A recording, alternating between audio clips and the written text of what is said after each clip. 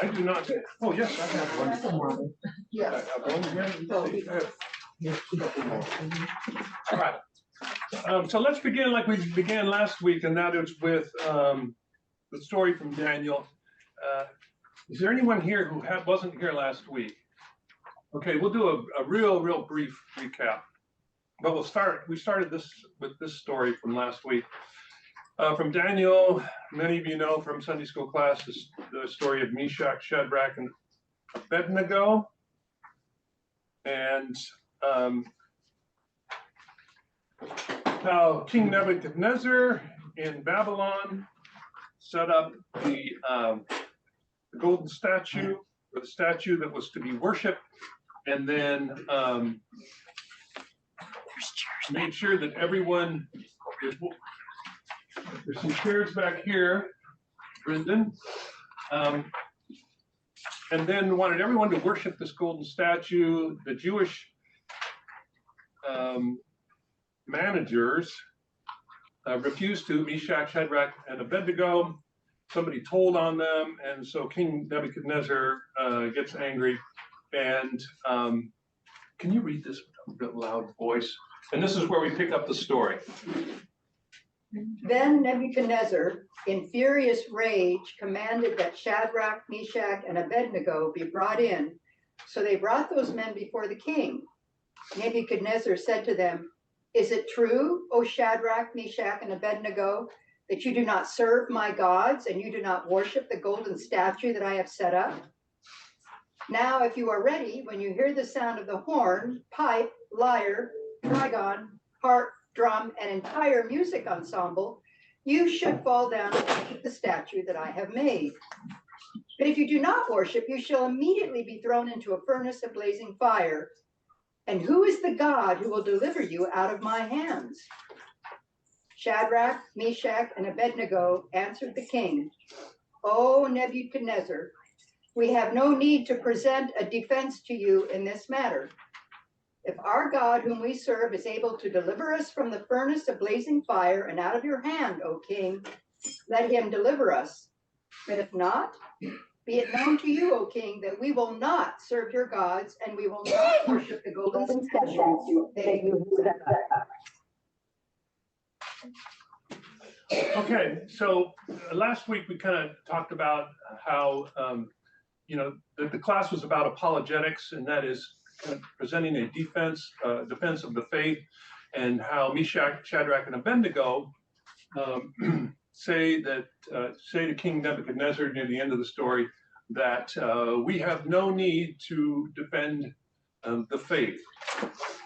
But I want to focus something a little different aspect of the story for this class, and that is question for you: why do you think the king was so angry? It says the king through himself was thrown into a furious rage that Meshach, Shadrach, and Abednego would not bow down to this statue that he had made. Why would he be in a rage? Egomaniac.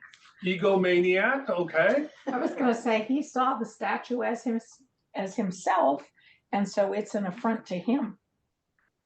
A personal affront to him. A personal affront to him. So he was kind of projecting onto the statue his own person and his own power, maybe. Yeah. Okay. Any other thoughts?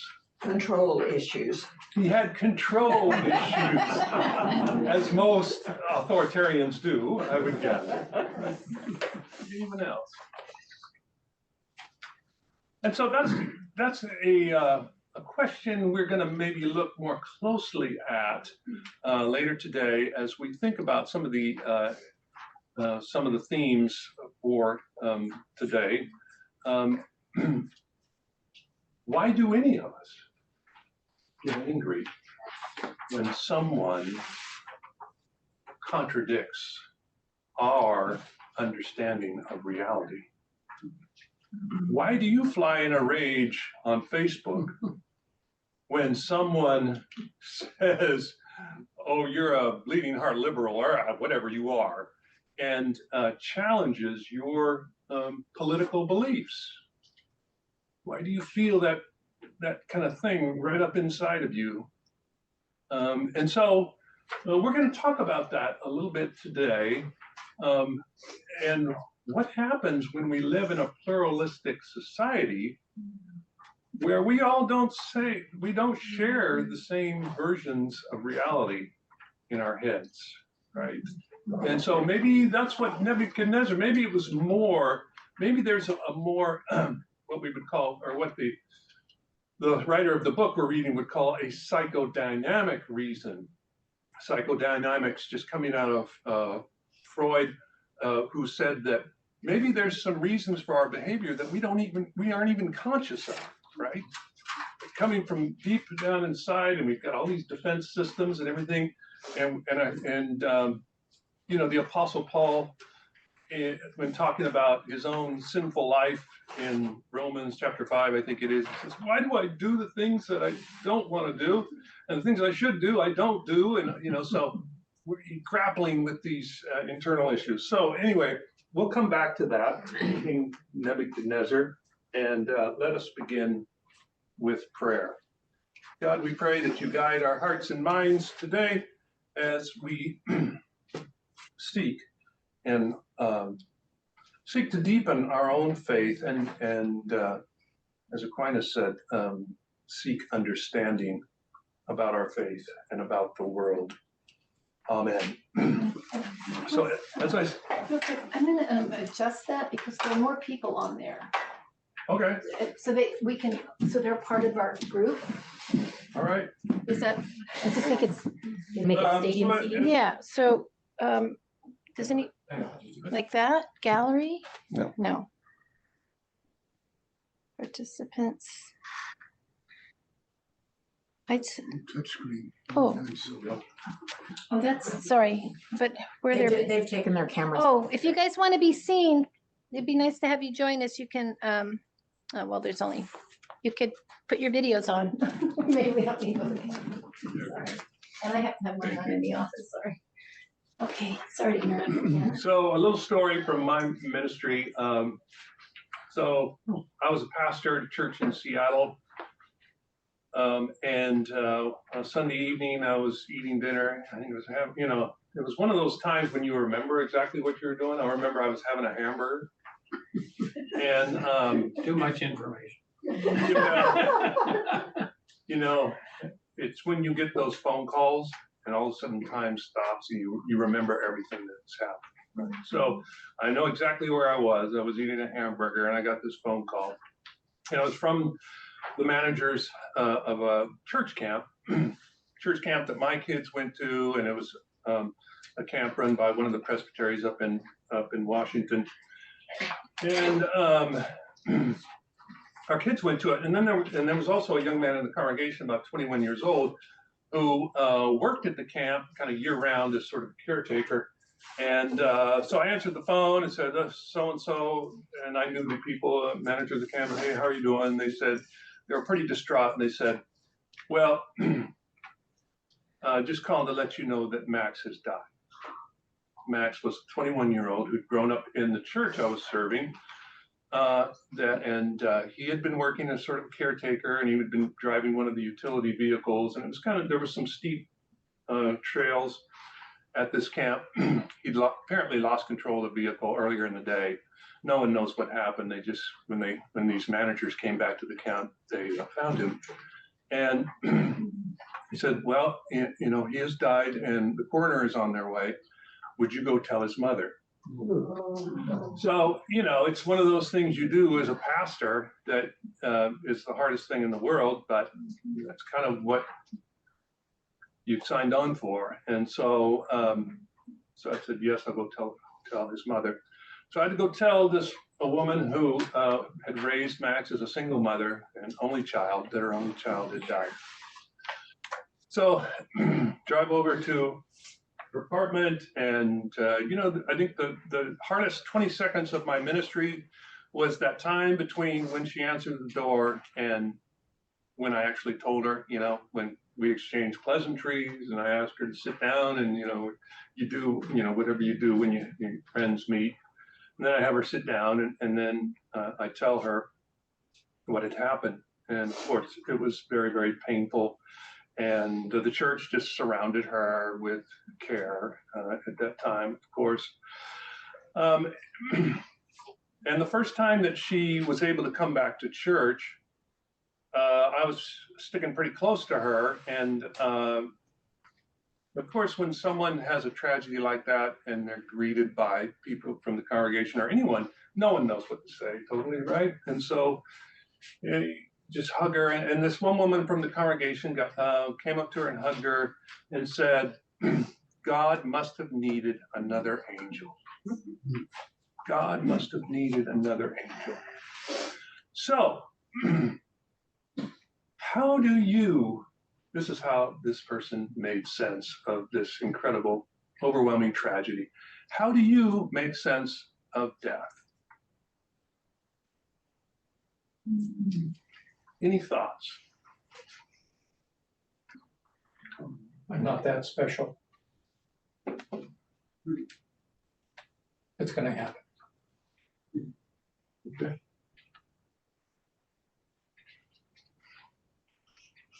Yeah, we're just another animal. I mean, we're a species. Yeah, we're just another species, and we watch all the species around us have a life cycle. And so I think, well, I have a life cycle too.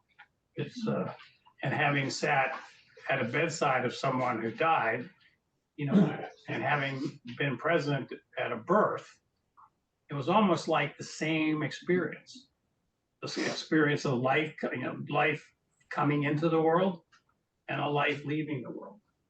And it's part of that cycle. Yeah, good, thank you. I think I saw a hand over here first. My father died when I was 5. And I believe that my family told me that he had become an angel. And I feel like that angel has been with me ever since. Mm-hmm. So it probably makes a difference when and who, and it seems like a childish belief, sort of. Yeah. But it doesn't feel like it. Makes sense. Thank you. Yeah. And I'm just the opposite. I've never let people get close enough to me to care about people dying. So I think about making sense. I ask myself, does it even make sense to ask, how do I make sense of it? I see it as part of life, and I get through life a little bit better that way. It's kind of a coward's way out, if you will, but people die. I don't think it's a big deal. I think life is a joke, and the joke's in the living. We're still here to deal with it. So I don't have a problem with it. I don't have to make sense of it. It just is what it is. Thank you. Al? I don't make, it doesn't make sense to me. Typically, my nephew took his own life last year. My mother died when I was in my mid-20s, whatever, in a car accident. And, it just, life is precious, but at the same time, it's not that precious. I don't know what to make sense. My sister died when I was 8, and I just, it changed my life because I suddenly felt like I had to do everything by the time I was 20. So it's I don't know. So in some ways, I think Lawson, I kind of loved your comment about it doesn't make sense to ask how it makes sense. To me, this is his show. This is his show, right? Just a couple more. Yeah. What helps me is I feel that I am spirit. My spirit dwells in this, and I don't know why I was born as a human being or what my purpose is as a physical human being. But what helps me is that I'm spirit, and when I die, it's just the next, it's one phase from one realm to another realm. And so it gives me peace about that aspect because I believe I'm primarily spirit. And that spirit will continue. Yeah. Mm-hmm. A couple more over here. Yes. Okay. I guess some people would say how I deal with it is total denial. And I have lost people in a young stage of my life when it wasn't expected that were, well, my first husband, at a young age. And I just move on and just don't deal with it. So I guess you'd call it denial, but that's how I have always handled it. And then just one more, Brent. Yeah, I've been grappling with the advent of AI, how we differentiate ourselves from machines, and if, you know, could a machine have a soul? And I just been kind of going there, like, what is it that gives us our sense of self? And could a machine have a sense of self? And so it's been really like a little mind blowing for me to explore those questions and think about, I mean, we take it on a matter of faith that we have a soul, but is it all an illusion that we have a soul? So those are the questions that I've been grappling with. An illusion. Okay, that's a great entree into I know where you're the headed. class. So just to recap very briefly, last week we talked about the field of apologetics, and there was a time when this was a sort of classical apologetics were presenting proofs for God, and you know, there are 4 or 5 of them: cosmological proof, you know, that there's order in the universe, and teleological and moral proofs. And so this is the way that at one time people kind of defended the faith, or found the faith to be reasonable and sort of proofs for belief in God. And they're kind of based on epistemology, and the question was, why do you believe? Or what reasons are there for you to believe? But things changed with the Enlightenment and science and philosophy, and there was a different way of thinking about phenomenon in the world, and as people began to think about faith, folks like Sigmund Freud wondered, well, what function does faith play in human life? And rather than asking, why do you believe, Freud basically says, here is why you believe. Here is the function of faith for human beings. And for him, it was that faith was an illusion. It was a wishful thinking in response to this psychological need to make meaning of life, and especially to make meaning of death, which is, you know, something that we all have to grapple with cognitively as human beings, whereas other animals probably don't think about existence, at least in the way that we do. And so we're here, these functional accounts of faith, that it was wishful thinking, that it's a buffer or a consolation against the anxiety produced by death and by meaninglessness. And Freud said, well, there'll come a time when humans will just grow up and they won't have the need for faith anymore. And so this book that we're kind of looking at to trace our way through authentic faith, Richard Beck, you know, he talks about Freud and his way of thinking about faith. And, you know, John had this observation last week that to say there's a psychological need for faith doesn't preclude the truth claims of faith or any other faith tradition necessarily. That's what you were kind of saying. And I think Beck would agree with that. I mean, Beck is an evangelical Christian, although he's probably not your typical evangelical Christian. And so I think he's writing for a community that does take that leap of faith and believe in a transcendent God. But, you know, he wants in posing the question the way he does, I think he wants to make sure that we grapple with this very serious challenge to faith that kind of the new atheists picked up on. And so people like Sam Harris and Richard Dawkins, and there are others, and how even though the need for faith, you know, from a psychological standpoint, you know, we may see the validity in that. For the new atheists and for many, that's reason enough to think that faith is absurd, right? Faith in God is not reasonable because there is this explanation that Freud gave us and others. I don't know if you've ever seen any of these new atheists. I was watching one, I think it was Dawkins, and he was talking to a crowd of people in a room. Mostly it was young people, maybe college students, I don't know. But, you know, he just had them all fired up about atheism, right? And how, you know, the best thing in the world is to leave the faith and the religious traditions behind and sign on to atheism.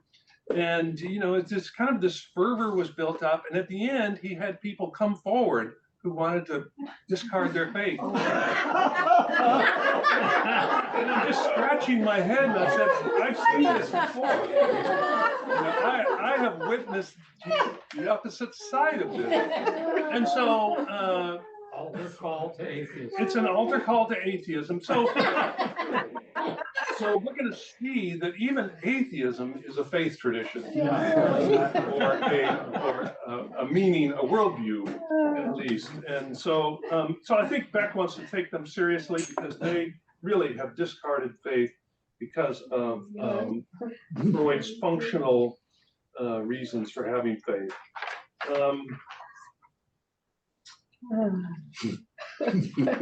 So Beck wants to turn this functional explanation toward William James eventually, which we'll do next week, to show that faith may provide consolation. So Beck's going to say Freud is right. You know, faith does provide us some consolation. That woman that went up to this poor grieving woman and said, you know, God needed another angel, that was providing her some consolation and that she needed right then. I can't remember how I reacted to that or how the grieving mother reacted to it, but it helped this woman at the present time. And so we all need these consolations from time to time.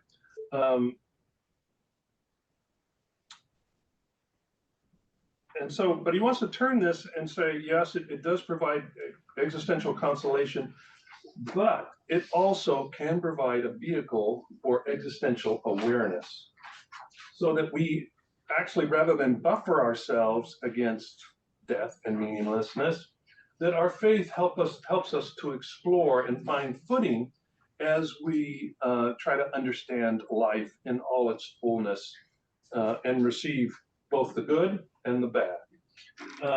So that's where we're going to get to next week, and we're going to, as we talk about searching for an authentic faith and what that might look like. So the next part of his book, he turns to a person, an anthropologist named Ernest Becker, who wrote in the 1990s. 60s. Oh, he wrote in the 60s, and then He came when I was an undergraduate.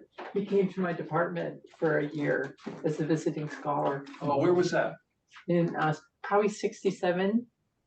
I know 66, he was at Cal. Yeah, that's where I was. Okay, so he was at Cal for a while, and then he ended up in at I think either University of British Columbia or Simon Fraser, which is in British Columbia, isn't it?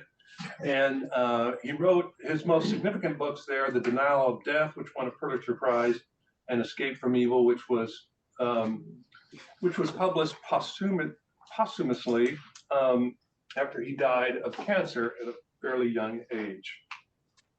And so what Ernest Becker did was he took Freud's claim, this notion of death consolation that faith provides, and he expanded it to say that all of culture, not just religion, but all of culture is a buffer against death anxiety and against the meaninglessness, the seemingly meaninglessness of life.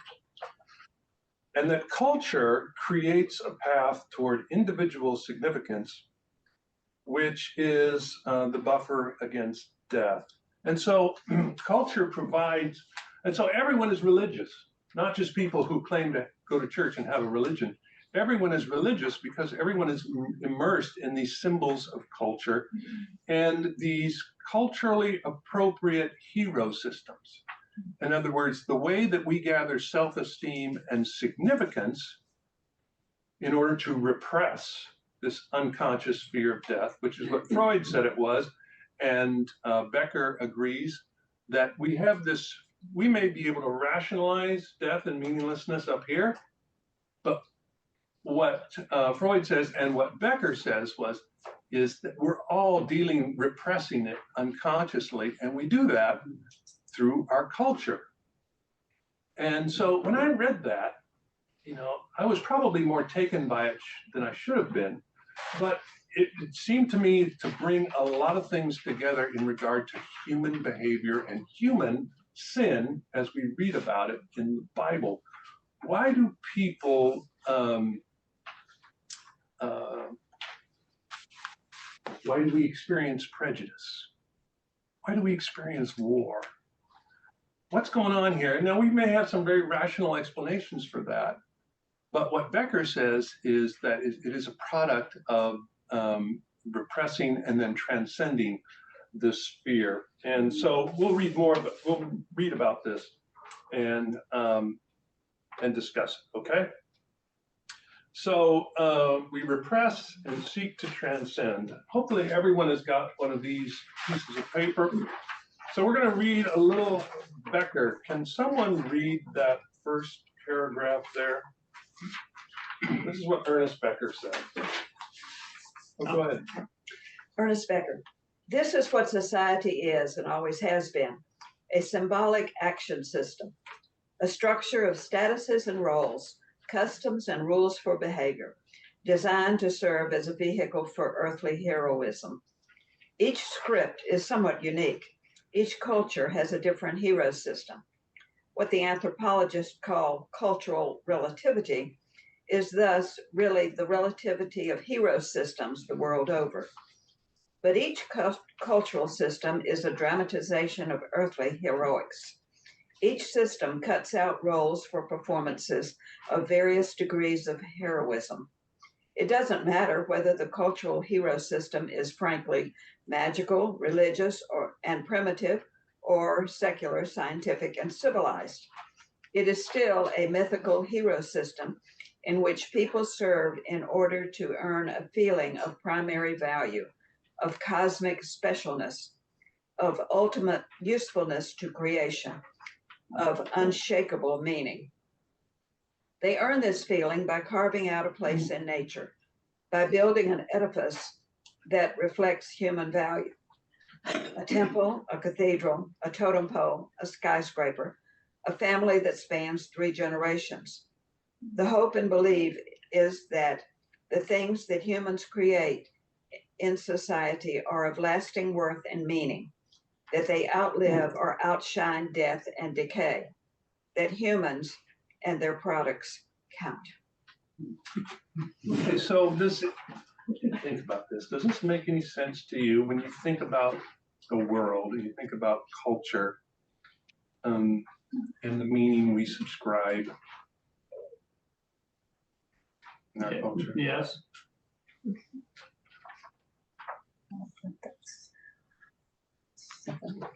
I'm not sure. Any other thoughts?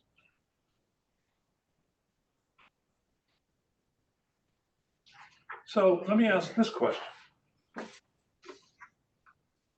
So Becker theorizes that all of these structures and cultural values are constructions that humans engage in because they're repressing fear, and that's what they have to do because unlike other animals don't know, can't kind of cogitate about their existence and realize that they are going to die, that they're finite animals. And so this is what we kind of do automatically. How does this, then we get attached to these symbols and these ways of being in the world. How do you see this perhaps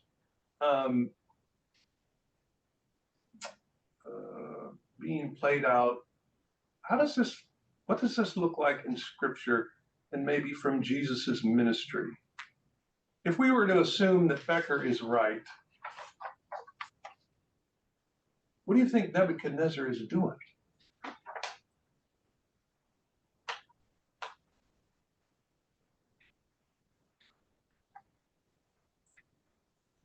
I think he's looking for affirmation that people will bow to him, that he is important. And it's sort of a way to put himself at the top of the pecking order. And he wants that power. And that is significant for him. Mhm, But also, he's providing something for the people mhm. that the people can project onto him and onto the statue, perhaps. This power also, I was, last night I was reading a book, and then I went into the room to watch a little TV with Shelby. And so she was watching the latest series, The Crown. I don't know if you've seen that, but here's The Crown, and they are always, there's this tension that runs through that show, and that is that, well, do we bend ourselves to some kind of modern life and common life? Do we become more sort of hip with the people, which is what, Prince Charles kind of wanted to do? Or do we retain this old traditional monarchy, which is what Elizabeth always stood for? And Elizabeth keeps saying, we can't become common. We have to protect the mystery, right? We have to, everyone knows that there's no divine right of kings anymore. The people in Britain understand that God hasn't necessarily, well, most probably realize God hasn't chosen this family, but still we need that mystery, right? That we can project power and something beyond ourselves, as Becker would say, so that we can attach to something bigger than our basic life, right? And so when you look at scripture, there's a lot of condemnation of idolatry, of people getting caught up in their meaning systems and giving them absolute meaning. And this was what Paul Tillich said, right? When he talked about your ultimate concern. And Jesus said, wherever your heart is, I forgot what he said, but anyway, he was talking about money. So we attach ultimate concern to these cultural constructions, right? Money, which Jesus spoke to, the love of money, right? Or it can be power. And as Jesus spoke to the religious elite and the power that they were connected to and expected people to observe. Any other places in scripture where you could see that? Well, this actually, I was thinking about this before you asked that question. So this is talking about the legacy that presumably one wants to leave behind. And it does talk about generations of a family in here. And I think there are places in the Bible where it does talk about different generations. But to me, I see a lot of this as maybe the elite. And what about the more common person if they don't have generations that are going to continue after them? I'm not sure that I see how this transposes onto that person. I see how it works for those that can build that monument or, put their name on a plaque on a building that they've donated to something. But how does this go for the, I'll say, ordinary person? What do you think, everyone? The word distractions coming up for me, and brainwashing. So if you present a certain set of things to aim for, then everybody will get in line to want to head in that direction. And it could be seen as control of people. And I say distraction to not face the fear about death. Okay.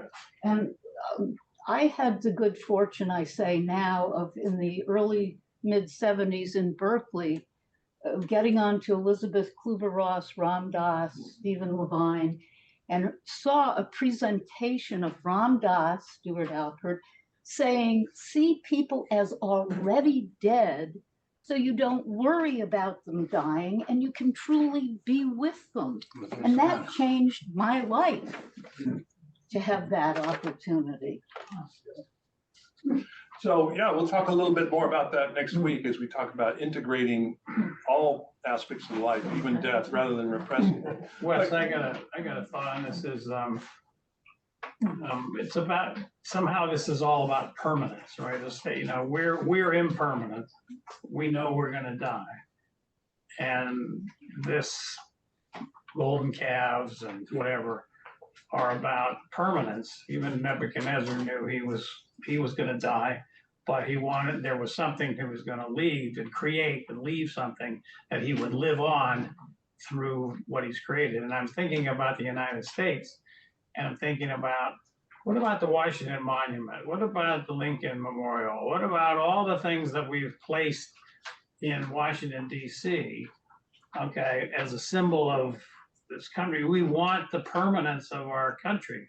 That's to me what all these things represent. And you kind of, when you go to Washington, D.C., you kind of pause and you look at this and you think about history and you think about all that's happened, and you get revved up again about the United States with all of our problems.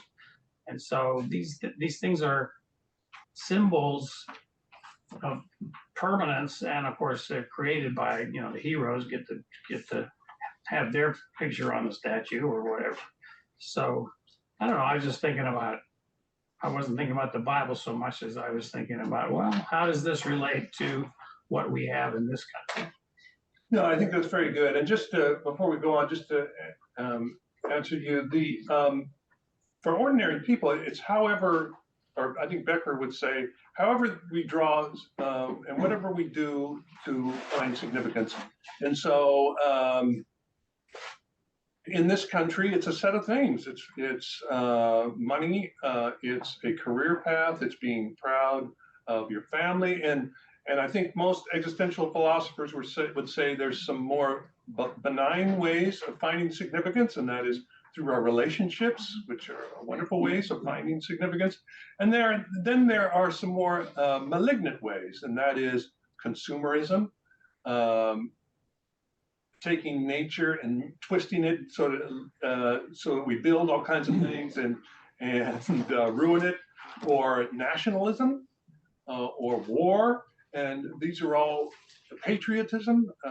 These are all ways. So let's do a couple things before we move on, because time is slipping. So we'll go to Deborah and then to Brad. Well, I was just thinking that when you were speaking about the experience of talking about the crown and then just talking about power.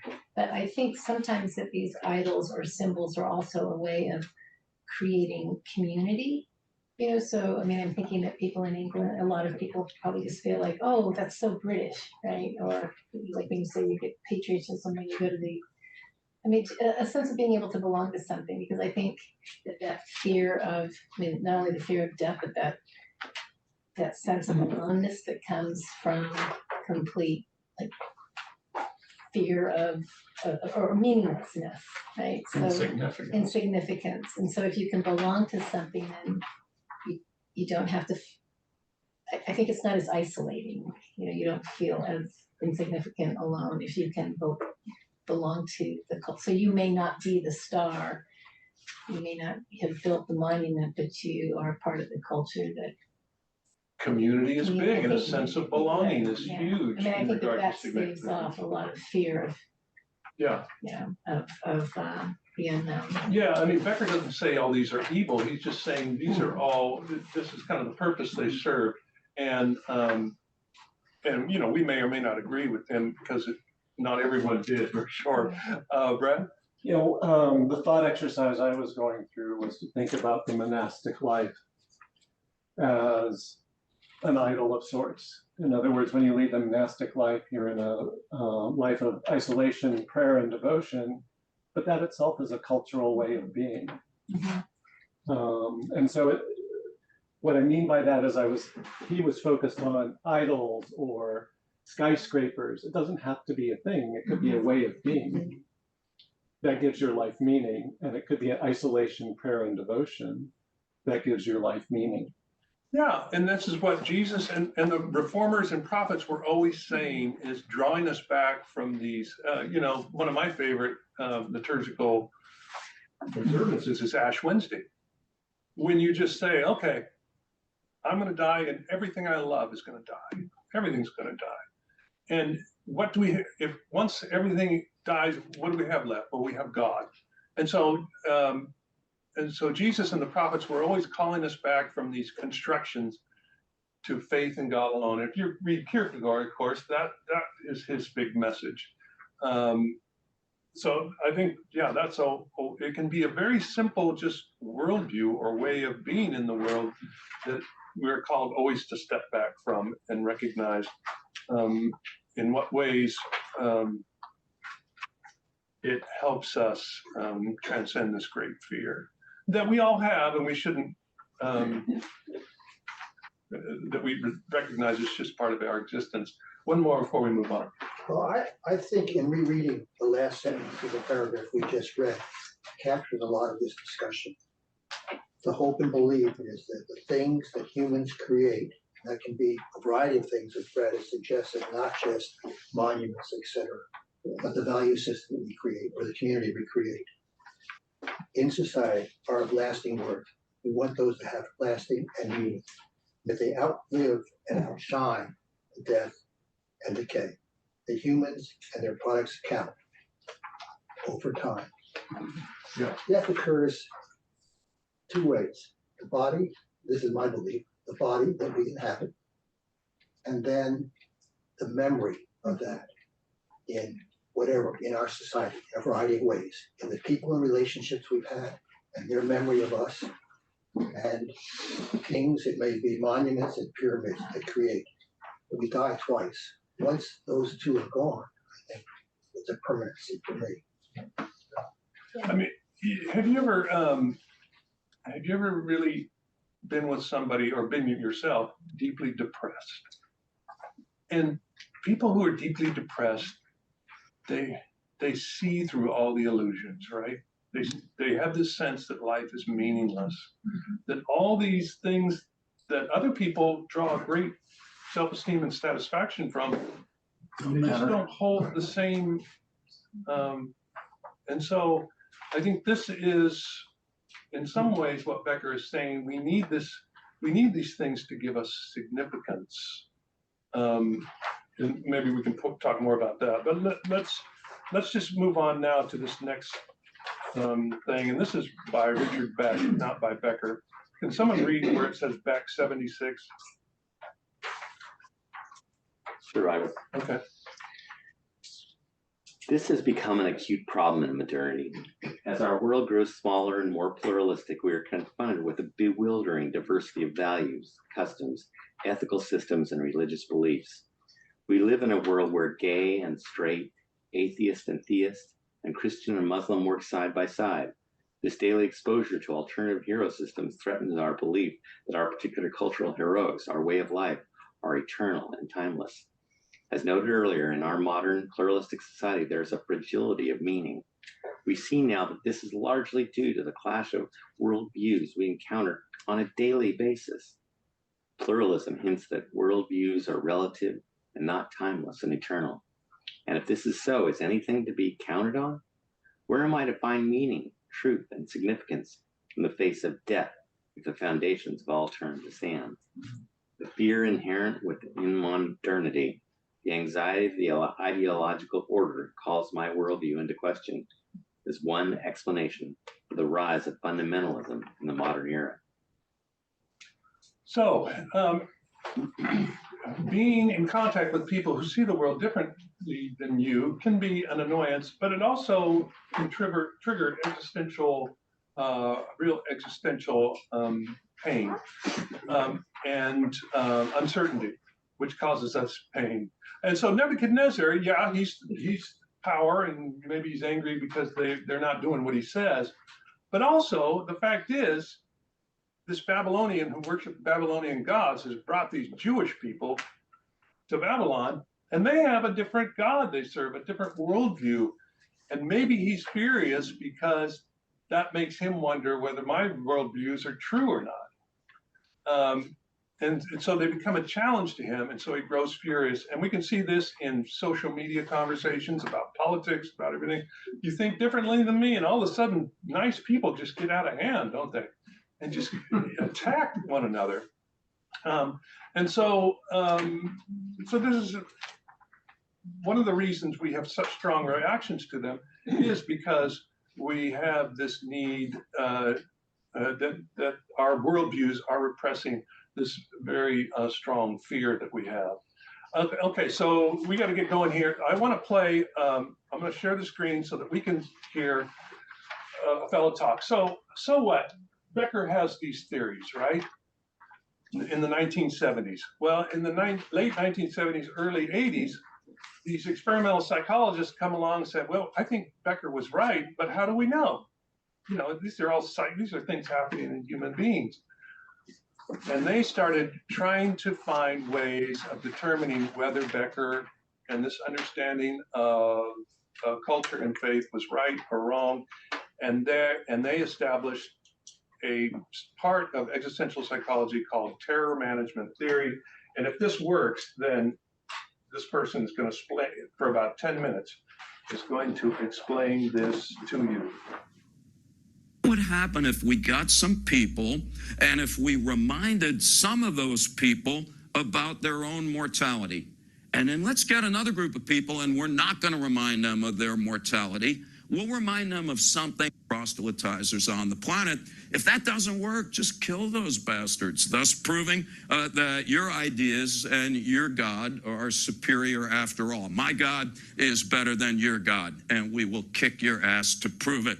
All right, well, if we believe Ernest Becker, then what he argues is that we cannot understand man's inhumanity to man unless we're willing to consider that a good deal of prejudice and hostility towards people who are different comes from our inability to accept people who do not share our death-denying delusions. All right, well, is this true? How do we know if this is true?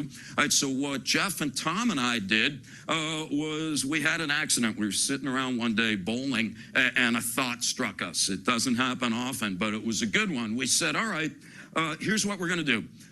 If Becker is right, then what would happen if we got some people and if we reminded some of those people about their own mortality? And then let's get another group of people and we're not going to remind them of their mortality. We'll remind them of something unpleasant, but not fatal, maybe like failing an exam or being in a car accident, having a limb amputated, or giving a talk in such a distinguished crowd and getting sick and projectile vomiting on the first row, and thus feeling ostracized and humiliated. All negative things, but not fatal. And so what we thought is that, well, if we remind people of their mortality, that should make them, psychologically speaking, need their culturally constructed beliefs even more. And we should be able to detect that by measuring their attitudes and their behavior to other individuals who either share their beliefs or who are opposed to them or merely different from them. And so we've done literally hundreds of experiments. Sometimes we remind people of their mortality by bringing them into the lab, and we just ask them to scribble down their thoughts and feelings associated with their own death. Sometimes we ask them to fill out a death anxiety scale. Sometimes we show them gory images of like car accidents and autopsies. Sometimes we do the work outside the lab. We stop people and we interview them either in front of a funeral parlor or 100 meters to either side. Sometimes we're really, really subtle. We bring them into the lab and we have them read stuff on a computer. But what we don't tell them is while they're reading that stuff, we're flashing the word death so fast, 28 milliseconds, that you can't even see that you have been exposed to it.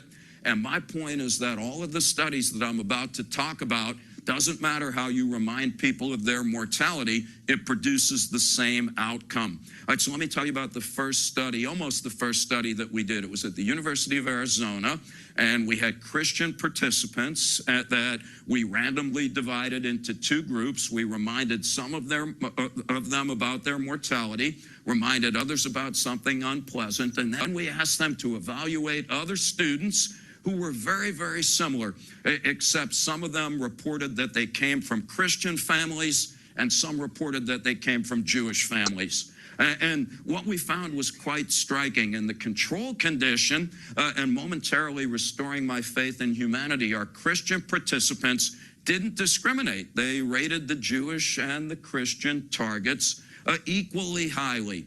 All right, however, when they were reminded of their mortality first, they liked fellow Christians a lot more, and they hated Jewish people. All right, now, it's important to note that this has nothing to do with Christianity per se.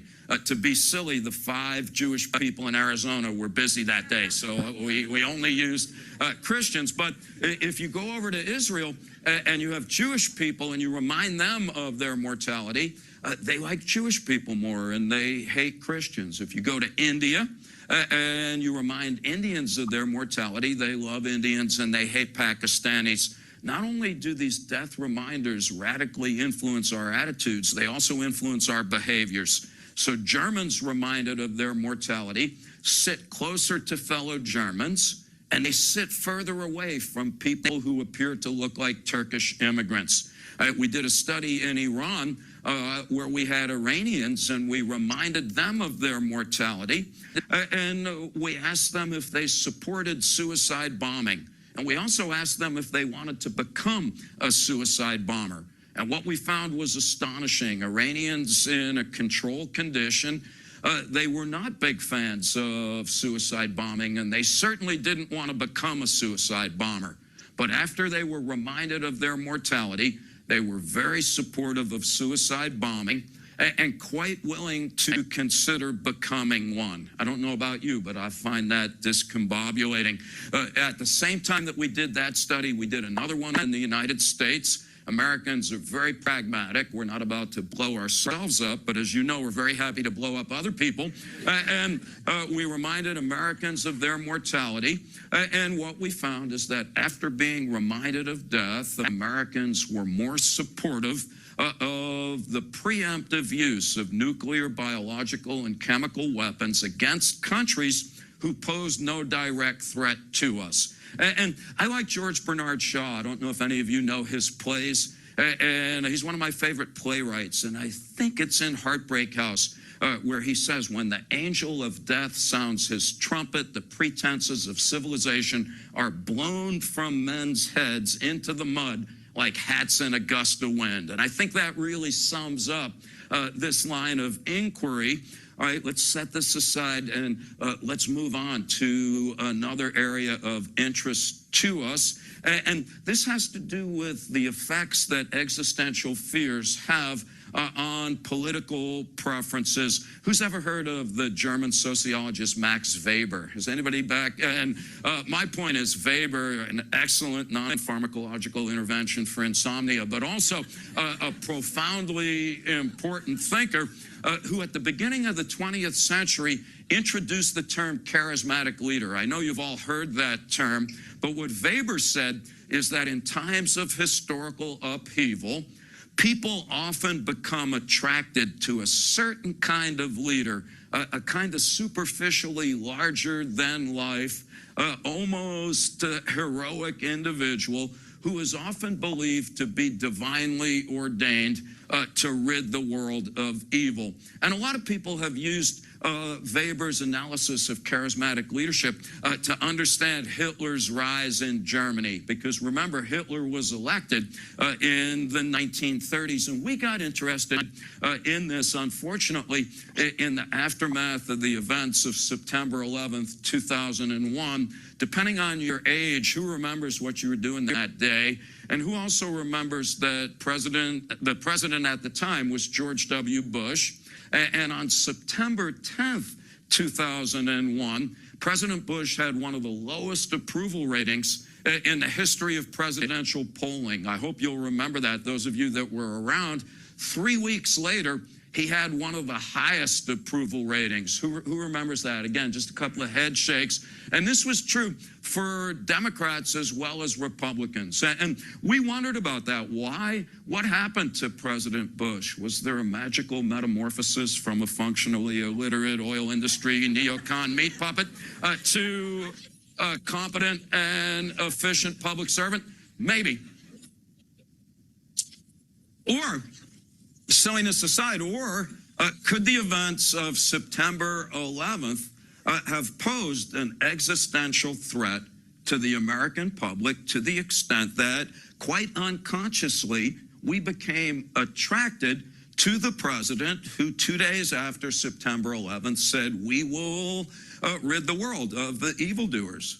And in a cover story of Time magazine in October of 2001, he said that he believed that God had chosen him to lead the country at this perilous time.